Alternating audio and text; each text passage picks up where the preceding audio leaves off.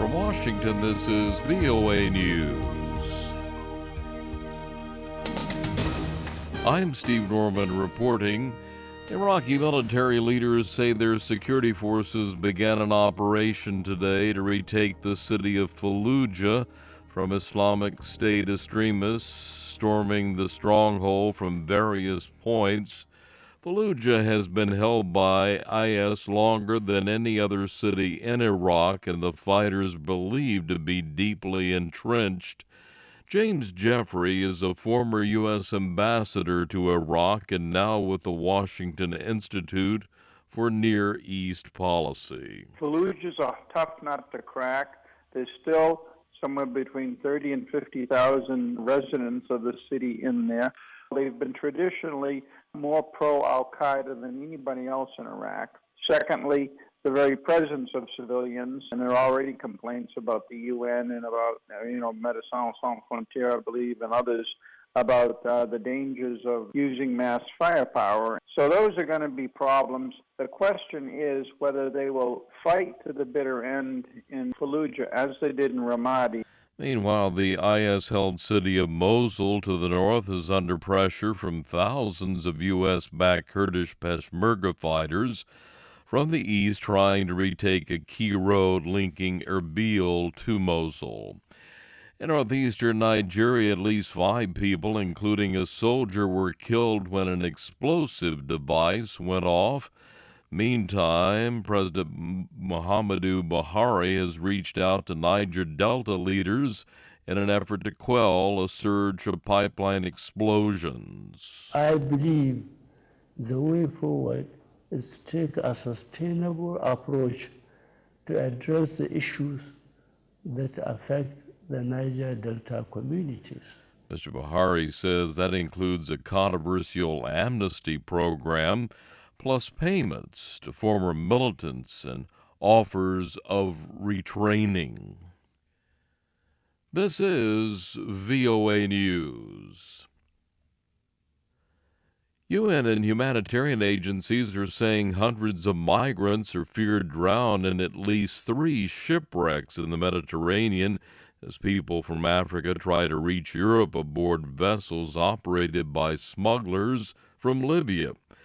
The Italian Navy took dozens of bodies and many survivors to Italian ports, but was unable to rescue hundreds of them. William Spindler is with the UN High Commissioner for Refugees. The Italian Navy has been doing a fantastic job. They have rescued about 14,000 people so far this week, but unfortunately there have been a number of incidents where people have lost their lives.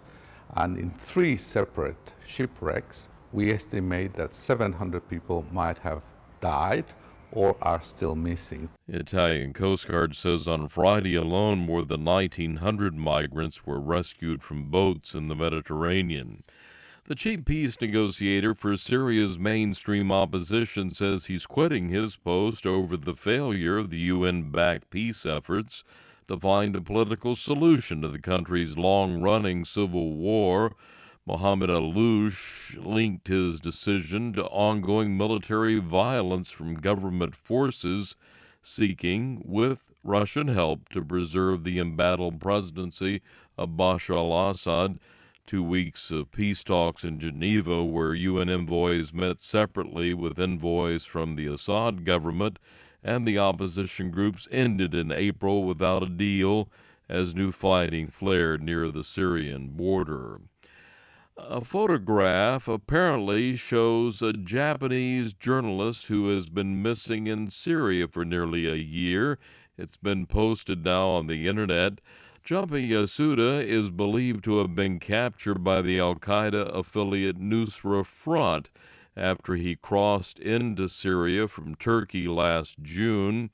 Japan's foreign ministry is analyzing the photo, but says the man shown in the image is likely Yasuda. 2 days of fighting between Yemeni government forces and Houthi rebels has killed nearly 50. Iranian-backed rebels attacked between central Marib and Shabwa provinces, but were beaten back by loyalist soldiers. A ceasefire between Yemeni forces and the rebels has largely held despite occasional flare-ups of fighting. The French and German leaders took part in solemn ceremonies in the forest of eastern France to remember the Battle of Verdun, a 10-month battle of World War I that began 100 years ago. Gesamte Landschaft ist nach wie vor von den Kämpfen gezeichnet. German Chancellor Angela Merkel says the landscape looks now very much like it appeared just before the battle. Some 300 days of fighting at Verdun claimed the lives of more than 300,000 troops, both French and German. That's the latest world news from VOA.